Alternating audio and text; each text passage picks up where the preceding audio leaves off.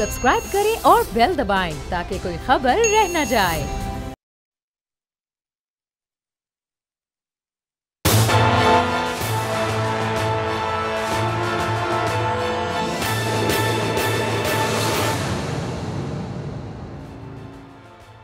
अस्सलामुअलैकुम। प्रोग्राम तज्ज़िया के साथ मैं हूं मुदस्सिर इकबाल।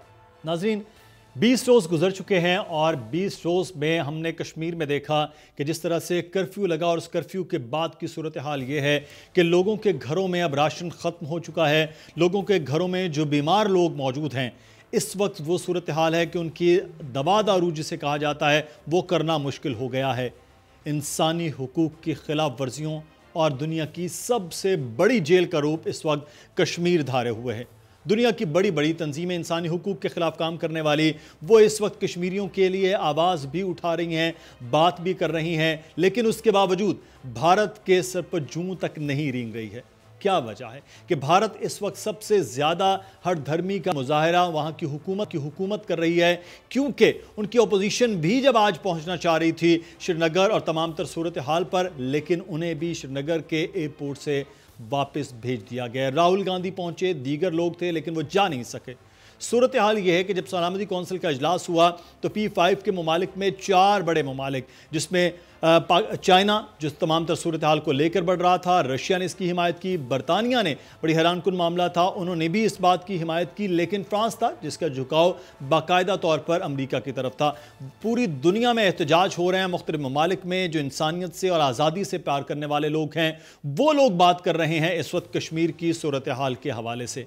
लेकिन आज एक और ख़बर सामने आई और वो ख़बर थी आज दुबई में मुत्तहिदा अरब अमारात के जो शेख हैं उन्होंने आज सबसे बड़ा सिविल अवार्ड नरेंद्र मोदी जो भारतीय वज़ीर आज़म हैं उनको दिया है। तो मुस्लिम उम्मा के हवाले से बार बार जो आवाज़ उठाई जा रही थी और साथ ही जो बात की जा रही थी कि OIC का किरदार क्या है। OIC में आपको मालूम है कि मुस्लिम ममालिक में पाकिस्तान की तरह कुछ अरब ममालिक जो बड़े ममालिक हैं उनके लिए इन्फ्लुएंस भी है और वो ज़्यादा इसमें तमाम तर सूरत हाल को देख भी रहे हैं। लेकिन बहरहाल इस सूरत हाल पर भी बात करेंगे कि मुस्लिम उम्मा का किरदार क्या है, अक़वाम मुत्तहिदा को क्या करना चाहिए।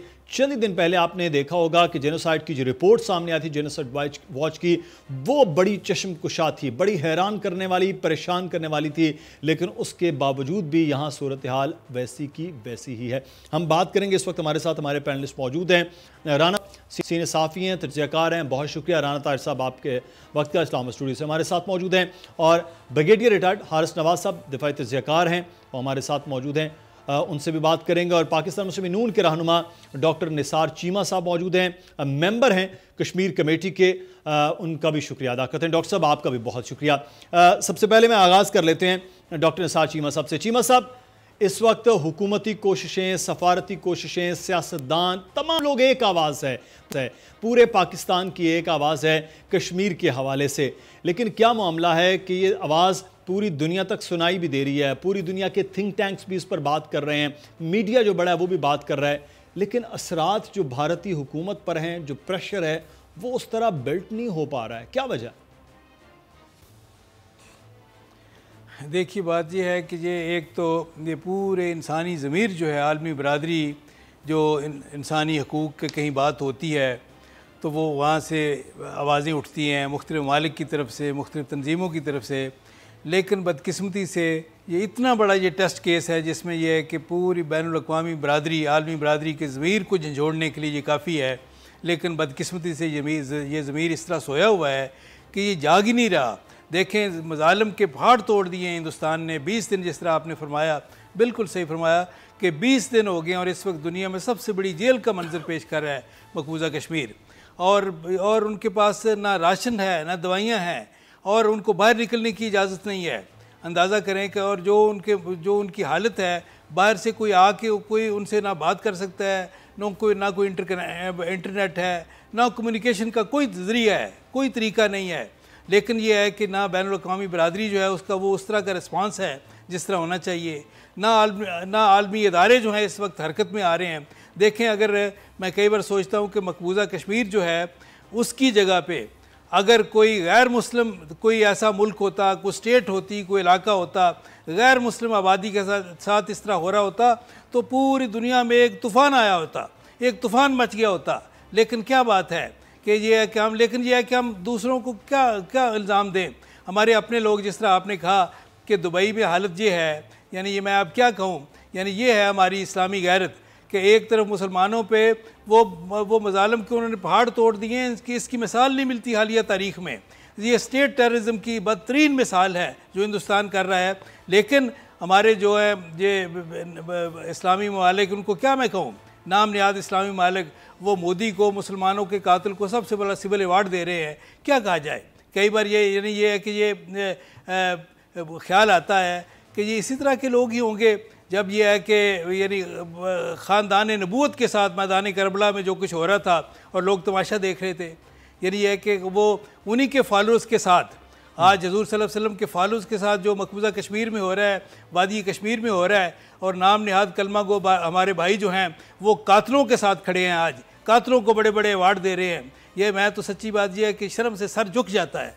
किधर गई है हमारी इस्लामी गैरत, किधर गई मुस्लिम उम्मा, किधर गया हमारा वो जो इस्लामी जज्बा अखुवत किधर गया है।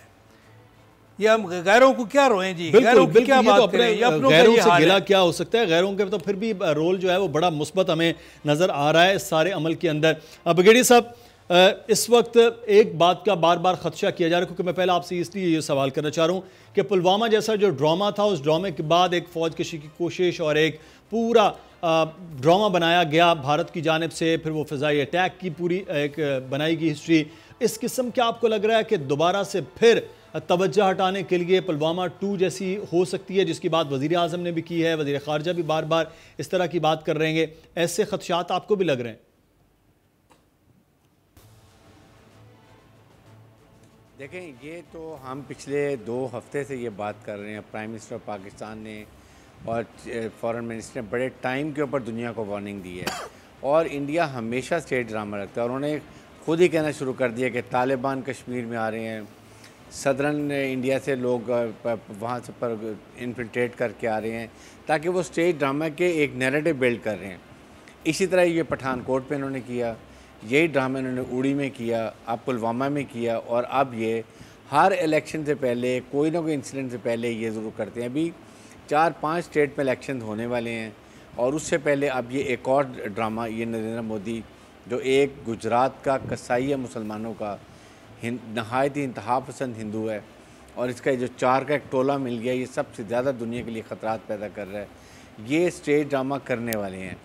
इसलिए तो पाकिस्तान ने दुनिया को वार्न किया है कि हम आपको वार्न कर रहे हैं कि we are peace loving nation, we don't want any escalation and confrontation with India.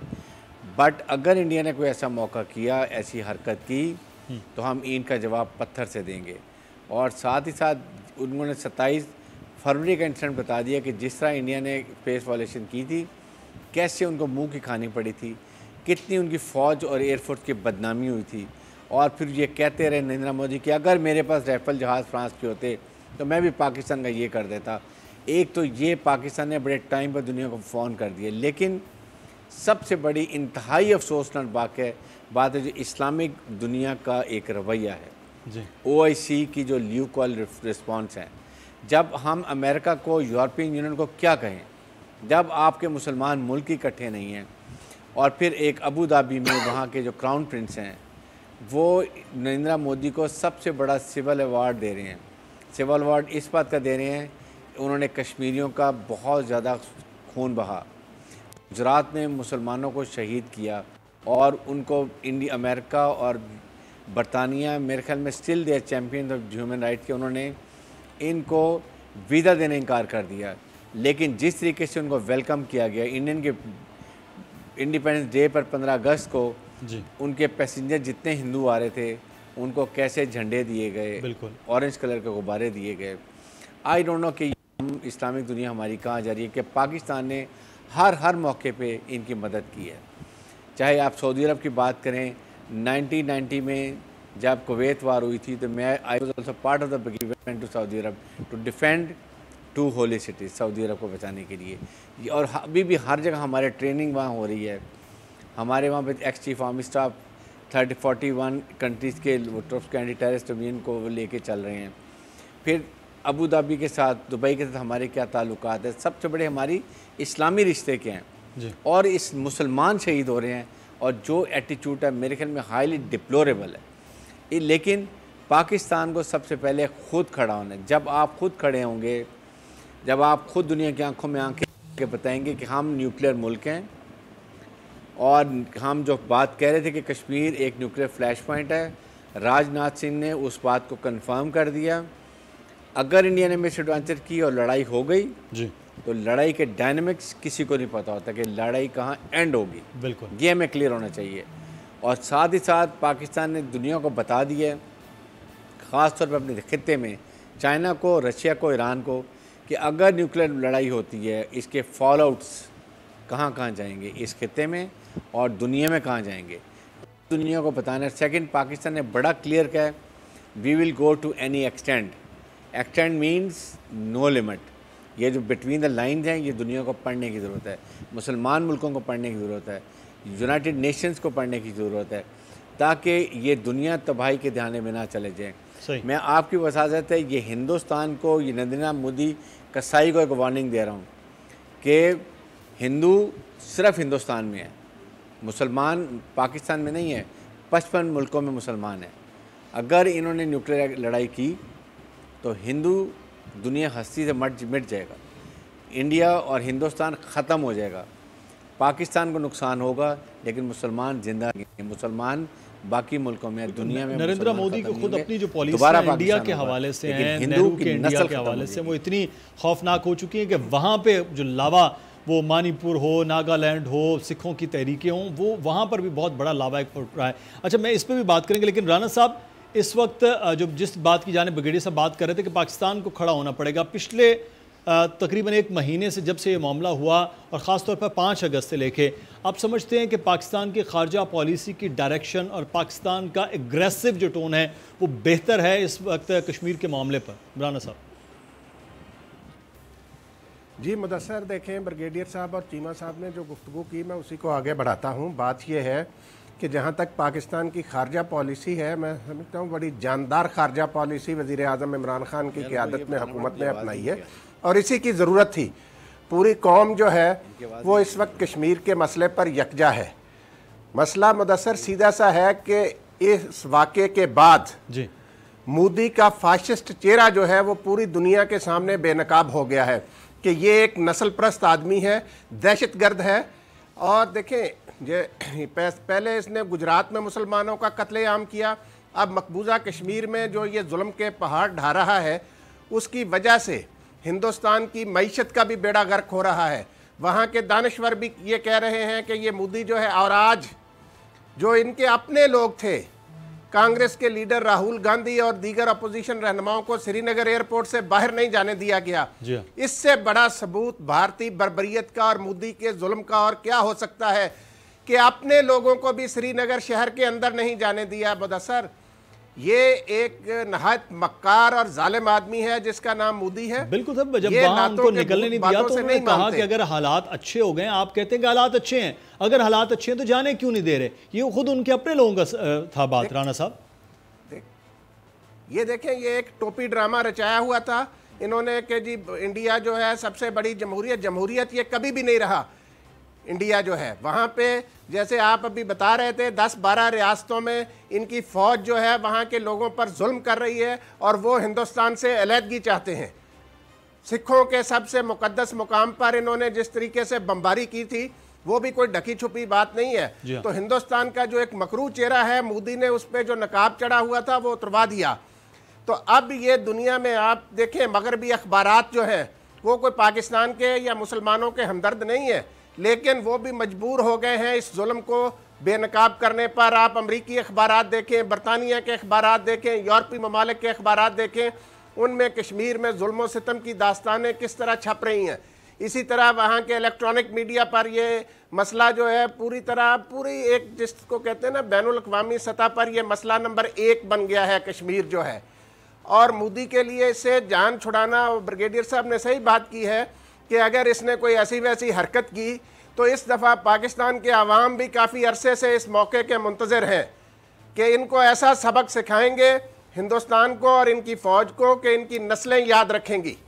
ये देखें, ये कोई मजाक है? ये कितने 20 दिन हो गए हैं इन्होंने एक 80 लाख 1 करोड़ की आबादी को यरगमाल बनाया हुआ है, कैदी बनाया हुआ है, वहां पे ना पानी जाने दे रहे हैं ना राशन जाने दे रहे हैं। तो कितनी देर तक ये सिलसिला चलेगा? बैनुल अक़वामी बरादरी जो है उनको सामने आना चाहिए, वहां अपने लोगों को भेजें। अब देखें ना, ये कि जब अगर वो राहुल गांधी को नहीं जाने देते तो अक़वाम मुत्तहिदा को कैसे जाने देंगे? इनको चाहिए वहां पे अक़वाम मुत्तहिदा के लोगों को भेजें, वो जाकर देखें कि भाई ये किस तरीके, ये 21वीं सदी है, 21वीं सदी में ये जंगल का कानून भी इससे बेहतर होता है जो मोदी ने मकबूजा कश्मीर के लोगों पर लागू किया हुआ है। तो मुदस्सर अब वक्त आ गया है कि कश्मीर आज़ाद होगा इंशाल्लाह, और ये ज़्यादा देर तक अपना कब्जा बरकरार नहीं रख सकेंगे। बिल्कुल। मैं डॉक्टर साहब आपसे, 2 न्यूक्लियर ममालिक इस वक्त आमने सामने हैं, जंग की सूरत हाल का सा एक पूरा मंजर है, तो इस सारे मंजर और इस सारी चीज़ के आगे क्या दुनिया के जो बड़े ममालिक हैं, ख़ित्ते के जो बड़े ममालिक हैं, इस बात का इदराक नहीं कर रहे कि वज़ीर आज़म पाकिस्तान भी कह चुके कि अब मज़ाकरात का वक्त जो है वो ख़त्म हो चुका, क्योंकि मज़ाकरात के लिए तमाम जितने भी बातें हैं वो ख़ुद भारत इस वक्त क्लोज़ कर रहा है। तो इस बात का दुनिया को इदराक नहीं हो रहा। आप तो कश्मीर कमेटी के मेंबर हैं, क्या चीज़ें ये है कि दुनिया इस पे वो एक्शन सख्त नहीं कर रही है, बात सख्त नहीं कर रही है, उनको इदराक नहीं हो रहा क्या इस सारे अमल का? देखिए मुदस्सिर साहब, एक तो खुशाइंद चीज़ ये है, और आइंदा के लिए भी हमें सबक सीखना चाहिए कि इनके बारे में, मोदी के बारे में, या ये इसके जो फ़लसफ़ा है उसके फॉलोअर्स जो हैं उनके बारे में कभी हमें हुस्न ज़न से काम नहीं लेना नहीं चाहिए, कभी खुशफहमी में मुब्तला नहीं होना चाहिए। जिस तरह बदकिस्मती से हमारे वज़ीर आज़म साहब कुछ अर्सा रहे, उन्होंने कहा कि जी ये जो है इसका जीतना मसला कश्मीर के हल के लिए ज़रूरी है। ये है कि जब उनको पता था कि ये इसका फ़लसफ़ा है, वो तो RSS के फ़लसफ़े में बुनियाद है इसके सारी फ़िक्र की, और उसने इंतखाबी मंशूर में रखा हुआ था, ख़ुद प्राइम मिनिस्टर साहब ने कहा ईवान में। तो फिर हमने क्यों ये है कि ये कहा कि इसका जीतना मसला कश्मीर के हल के लिए ज़रूरी है, ये हल चाहते थे हम? ऐसी बात नहीं है, खुशफहमी में मुतला थे वज़ीर आज़म साहब। चलो ये खुशफहमी दूर हुई। दूसरा ये है कि इनकी इन हरकतों के बावजूद ये सवाल ये है कि हमने UN सिक्योरिटी काउंसिल की नॉन परमानेंट सीट के लिए हिंदुस्तान की क्यों हिमायत की? ये भी बहुत हमसे गलती हुई। ये इस तरह की गलतियों से हमें सबक सीखना चाहिए। मैं किसी के ऊपर कोई ऐसा इस वक्त कोई यानी ना पॉइंट स्कोरिंग की बात है, ना किसी के ऊपर इल्ज़ाम तराशी करना चाहता हूँ। मैं सिर्फ ये चाहता हूँ कि हम अपनी गलतियों से सबक सीखें। दूसरी बात जो है, हमें जो देखें, हमें ट्रंप के बारे में भी, प्रेसिडेंट ट्रंप के बारे में जो मीडिएशन की वो बात करते हैं, हमें किसी खुशफहमी में मुबतला नहीं होना चाहिए। ना ये है कि उन्होंने सिक्योरिटी काउंसिल की चंद दिन पहले जो मीटिंग हुई है, जो हमारी रिक्वेस्ट पे और चाइना की कोशिशों से हुई है, उसमें भी आपके इल्म में होगा कि अनफॉर्चुनेटली अमेरिका ने, फ्रांस ने, और इससे भी ज़्यादा बदकिस्मती की बात यह है, जिस तरह अभी UAE की बात हो रही थी, जिस तरह सऊदी अरेबिया की बात हो रही थी, इंडोनेशिया ने जो इस वक्त UN सिक्योरिटी काउंसिल का नॉन परमानेंट मेंबर है, उसने भी इंडिया का साथ दिया बदकिस्मती से। हम बड़े शुक्रगुजार हैं चाइना के और कुवैत ने खुलकर हमारा साथ दिया। रशिया ने भी किसी हद तक यह है कि उन्होंने ह्यूमन राइट्स वायलेशन की बात की, उन्होंने UN सिक्योरिटी काउंसिल के रेजोल्यूशंस की भी बात की। लेकिन मैं जिस तरफ आना चाहता हूँ कि हमें करना क्या चाहिए। बाकी देखें, इंटरनेशनल कम्युनिटी जो है, आलमी बरादरी को मोबिलाइज करने की ज़रूरत है, उसके ज़मीर को झंझोड़ने की ज़रूरत है। लेकिन सबसे इंपॉर्टेंट जो बात है वो ये है कि हमें दुनिया को बावर करवाना है मुदस्सिर साहब कि अगर अफ़गानिस्तान के जो फ्रीडम फाइटर्स थे सोवियत यूनियन के ख़िलाफ़, अगर उनकी फ्रीडम स्ट्रगल जो है वो जायज़ है, तो कश्मीरियों की फ्रीडम स्ट्रगल भी जायज़ है। अगर अफ़गानों के जो आर्म्ड स्ट्रगल थी, अगर उसकी मदद जायज़ थी, पूरी दुनिया उनको मदद को आई। आपको याद है अमेरिका की क़यादत में पूरी दुनिया मदद को आई, यानी सोवियत यूनियन के ख़िलाफ़। अगर उनकी मदद, अफ़गान फ्रीडम फाइटर्स की आर्म्ड स्ट्रगल की मदद जो है वो जायज़ थी, तो कश्मीरियों की आर्म्ड स्ट्रगल जो है उनकी मदद भी जायज़ है। पूरी दुनिया उनकी मदद को आए या ना आए, पाकिस्तान अपने फ़र्ज से गाफिल नहीं हो सकता, पाकिस्तान इससे लाताल्लुक़ नहीं रह सकता।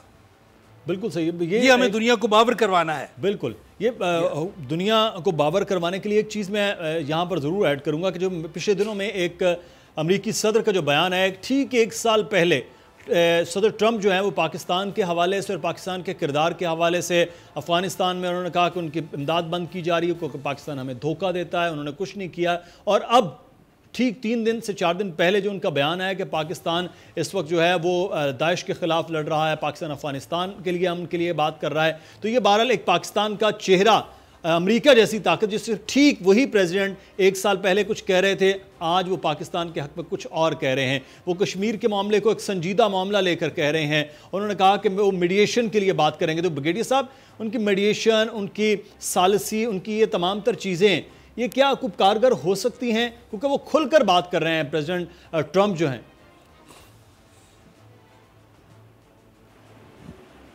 देखें, प्रेसिडेंट ट्रंप ने बिल्कुल बात सालिसी की है। ये भी कहा कि मुझे नरेंद्र मोदी ने कहा था कश्मीर का मसला हल करें, and I am to do mediation अगर दोनों मुल्क मानते हैं, लेकिन इंडिया ने साफ इनकार कर दिया। बात यह कि इस वक्त यहाँ तक रहने की बात नहीं है। इस वक्त जिस तरीके से कश्मीर की जेनोसाइड की तैयारी हुई है, ये बिल्कुल उसी तरह हो रहा है जैसे बोस्निया हर्ज़ोगोविना में हुआ था, बिल्कुल, और पैलेस्टाइन में इसराइल कर रहा है। इसराइल, नेतन्याहू और नरेंद्र मोदी ये एक चट्टे बट्टे हैं। ये दोनों ने मिल के ये प्लान किया है कि जैसे हम वहाँ करते हैं आप यहाँ पर करें। But Narendra Modi must know, वहाँ पैलेस्टाइन की सपोर्ट में कोई मिडिल ईस्टर्न मुल्क नहीं है। यहाँ पाकिस्तान एक न्यूक्लियर मुल्क है, हमारी बैटल हार्डन फोर्स है, और they are led by excellent chief army staff, और पूरी फ़ौज और अवाम उनके पीछे है। ये बात इंडिया को समझनी चाहिए। सेकंड कि I wish Pakistan should start behaving like an other country. We अगर प्राइम मिनिस्टर पाकिस्तान सत्ता की इन दिनों में कोई तकरीर करते हैं, जैसे वो कह रहे हैं कौम को ख़िताब करेंगे, इंडिया को वार्न करना चाहिए, enough is enough, we are a peace loving nation, we believe maintaining the best cordial relationship with our neighbours. लेकिन अगर इंडिया ने कश्मीर में जेनोसाइड शुरू की, कश्मीरियों पे जुल्म करना शुरू किया, कश्मीरियों को शहीद करना शुरू किया, तो कश्मीर इज़ लाइक पाकिस्तान, कश्मीर बनेगा पाकिस्तान का हमारा नारा है। इसलिए हम उसकी हर किस्म की मदद करेंगे, and we owe a lot to Kashmiris. वो जब दफनाते हैं अपने किसी शहीद को, पाकिस्तान के झंडे में लपेट कर रखते हैं। और हमारे बाबा कौम कायदे मोहम्मद अली जिन्ना ने भी यही कहा था कि कश्मीर हमारी शारग है। और इसलिए पाकिस्तान को ये इस, और एक याद रखें, हिंदू मेंटालिटी ये है कि जितना आप इनसे अमन की बात करेंगे, जितने आप शांति की बात करेंगे, ये उतनी आपकी वीकनेस समझेंगे और आप पे चढ़ाई करेंगे। बिल्कुल, जितना इनके सख्ती करेंगे, जितना इनको डंडा मारेंगे, ये उतना ही आगे हाथ जोड़ के राम राम करेंगे। ये इनकी मेंटालिटी है, और यही इसको सबक सिखाने की ज़रूरत है। ये इनके हिंदू जो हैं लीडर, वो खुद कहते हैं कि हम मुसलमानों से मुकाबला नहीं कर सकते। इसलिए नहीं कर सकते कि इनको शहीद होने का शौक़ है, इनको मौत से डर नहीं लगता। बिल्कुल एग्रेसिव टोन, वो कहता है कि हम हिंदू हैं, चाहिए और हमें जिंदा रहने का शौक है, वो देना चाहिए। ये बड़ी एक इंपॉर्टेंट बात की है कि वो डर नहीं है मुसलमानों। पहले भी बात करते हैं, पूरी दुनिया के मुसलमान भी सारे अमल को देख रहे हैं, लेकिन अफसोस जो आज की खबर यूएई के हवाले से भी हमने शामिल किया। हमें एक ब्रेक लेना, ब्रेक के बाद वापस आते हैं, फिर मजीद बात होगी। जी, मेहमान हमारे साथ हैं, नाज़रीन आप भी हमारे साथ रहिएगा।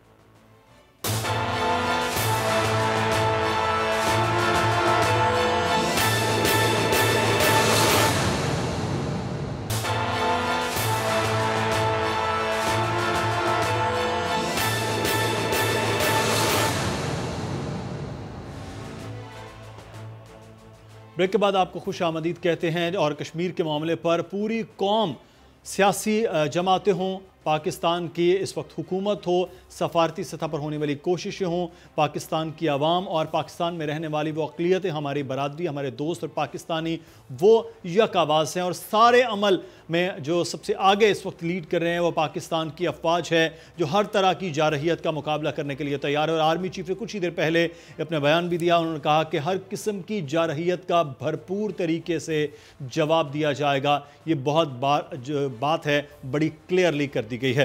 राना ताहिर साहब हमारे साथ मौजूद हैं, सीनियर सहाफ़ी तजज़ियाकार। राना साहब, अब इस सारे अमल में हम ये देखते हैं कि पाकिस्तान की कौम, पाकिस्तान की सियासी क़यादत, पाकिस्तान के इस वक्त थिंक टैंक्स और पाकिस्तान की अफवाज सारे एक अमल में हैं। गुज़श्ता दिनों हमने एक बड़ा खूबसूरत सा मंज़र देखा था इस्लामाबाद में, जब तमाम मकातब फ़िक्र, तमाम मज़ाहिब के लोग पाकिस्तान के लिए, कश्मीर की आज़ादी के लिए, इंसानी हकूक़ के लिए कल इकट्ठे हुए थे।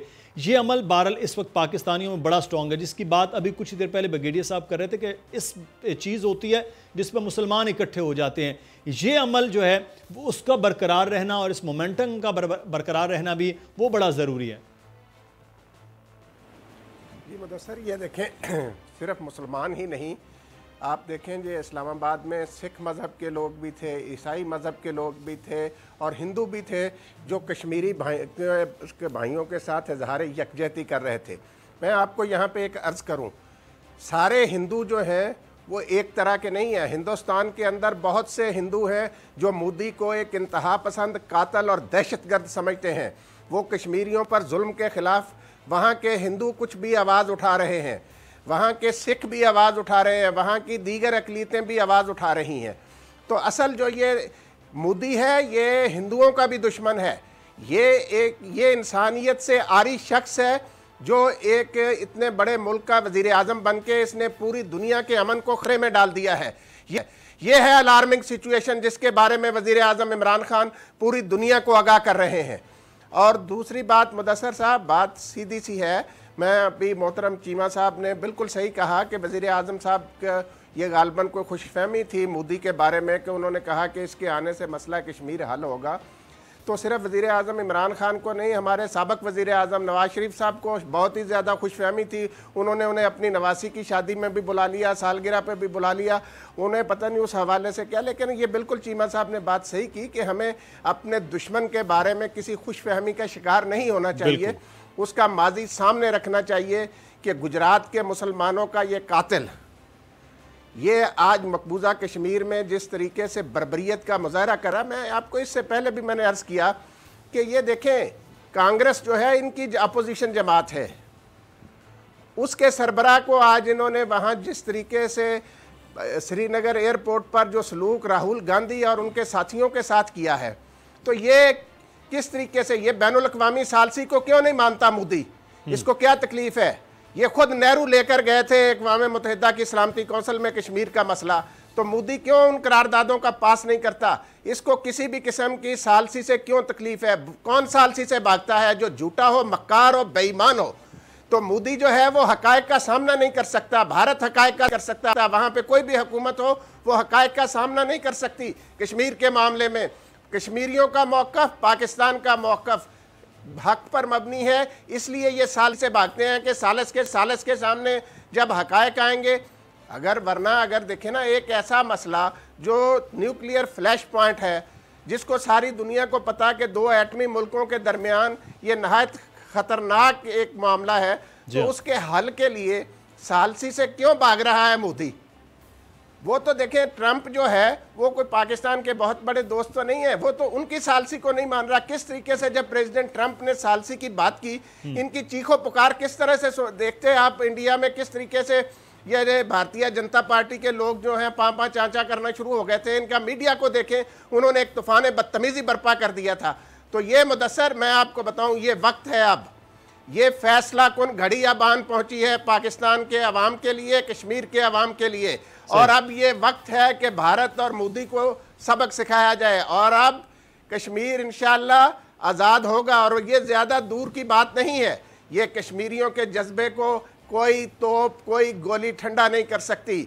ये सिर्फ और सिर्फ एक ही बात है, साल से ये चीजें नहीं ठंडी हो सकी, कश्मीरियों का जज्बा तो बरकरार है। और यही जज्बा आज हमें कुछ ही देर पहले जो खबर मौसूल हुई है उसके हवाले से आपको बता देंगे। पाकिस्तान की फ़ौज के अंदर किस तरह से ISPR के मुताबिक army chief general Qamar Javed Bajwa ने वो फॉर्मेशन हेडक्वार्टर गिलगित का दौरा किया है और army chief general Qamar Javed Bajwa ने यादगार शहदा पर फूल भी चढ़ाए हैं।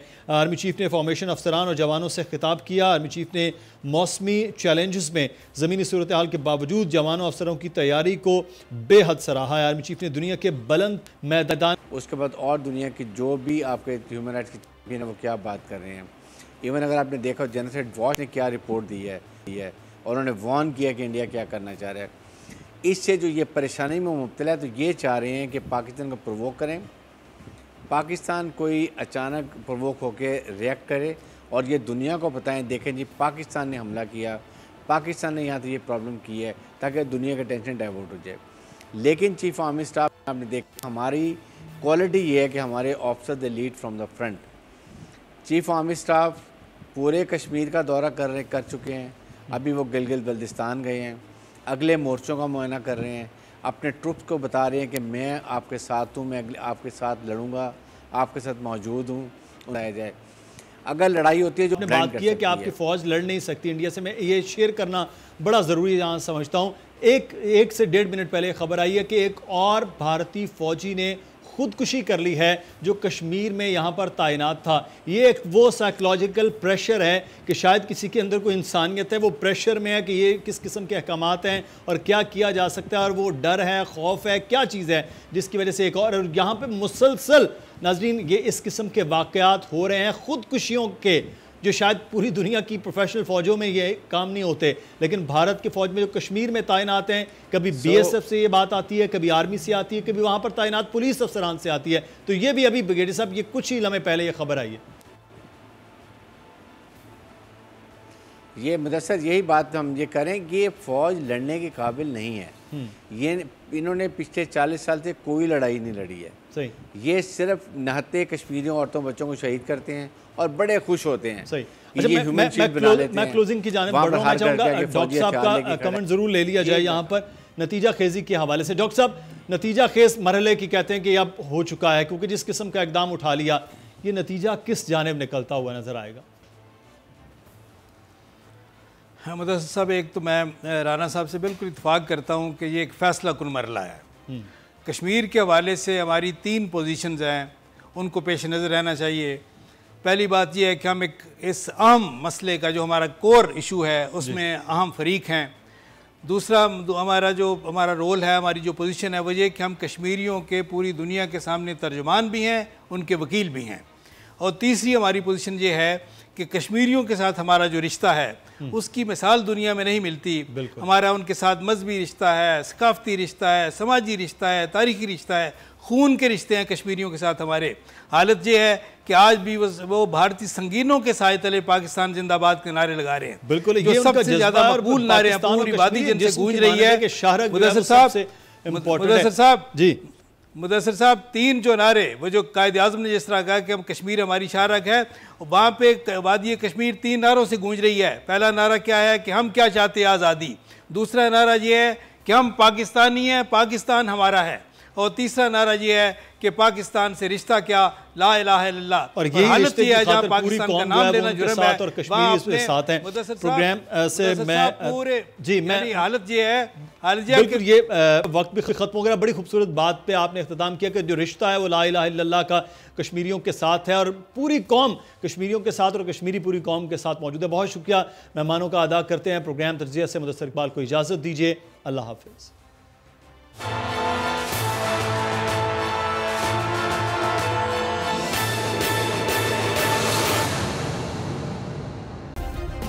सब्सक्राइब करें और बेल दबाएं ताकि कोई खबर रह न जाए।